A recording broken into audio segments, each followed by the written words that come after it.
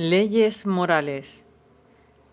En el transcurso de un sermón sobre Mateo 5, el doctor Martin Lloyd-Jones, el destacado pastor de Westminster Chapel en Londres durante 40 años desde la década de los 30, comentó: "No hay nada más funesto que el considerar la santidad y la santificación como experiencias que se reciben. No. La santidad implica ser justo, y ser justo significa guardar la ley.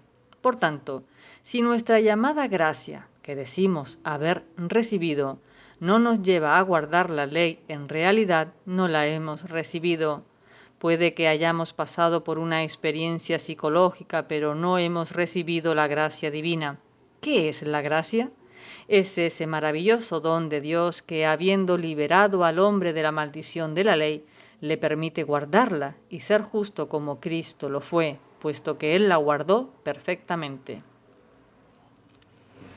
Pero volveremos a este tema en el próximo capítulo. El Nuevo Testamento es nuestra guía infalible en cuanto a cómo aplicar la ley del Antiguo Testamento. Estas diferentes leyes no son inaplicables desde el momento en que son una enseñanza acerca del carácter de Dios y de lo que Él espera de su pueblo. En el Sermón del Monte, nuestro Señor mostró cuántas de estas leyes podían ser englobadas por principios generales. Cristo enseñó obediencia a los 10 mandamientos en su totalidad. Comparemos Mateo 22, 37 con los 2 primeros mandamientos y Mateo 5, 33, 37 con el tercero.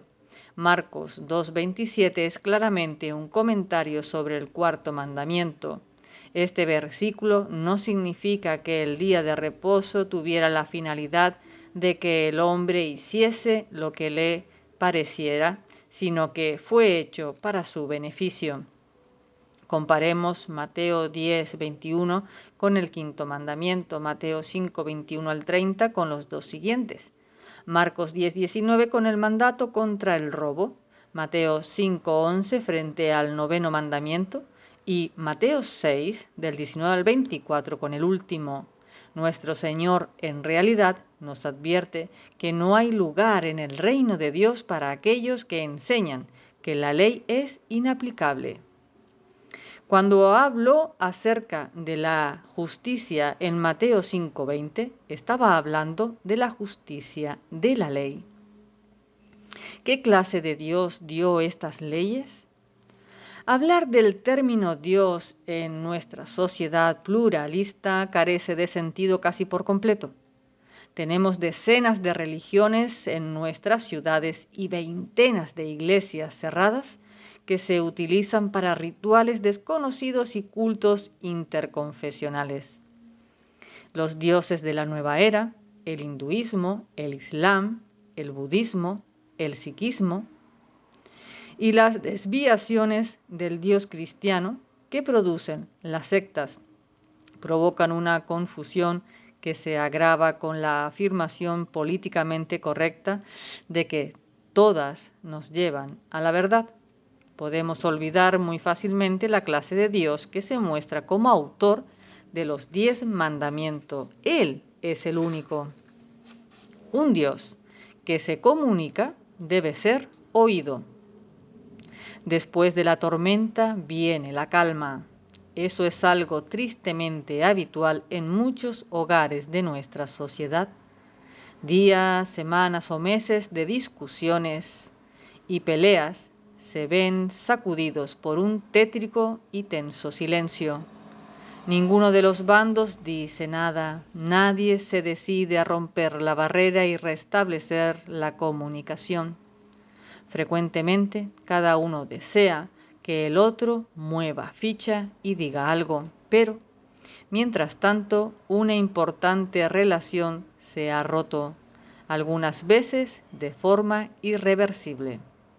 Y Jehová lo llamó desde el monte diciendo, Éxodo 19:3. Son palabras significativas. Cuando Adán y Eva cayeron en el pecado, su reacción instintiva fue la de correr y esconderse de Dios. Pero el santo y soberano Creador no se dio la vuelta para dejar a los hombres y mujeres revolcándose en su miseria. Nuestro Dios es un Dios que se comunica y la iniciativa siempre parte de Él.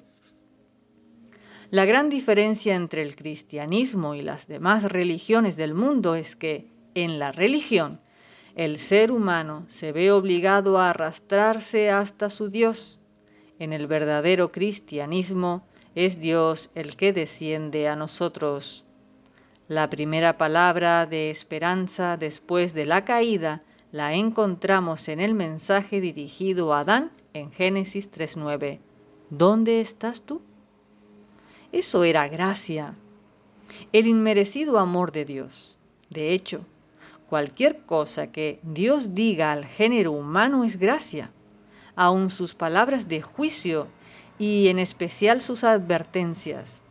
Pero aquellas primeras palabras después de la caída eran la llamada de Dios a Adán y Eva para que se detuvieran y pensaran a dónde les había llevado el pecado. Aquí, en el monte Sinaí, es el mismo Dios hablando de nuevo.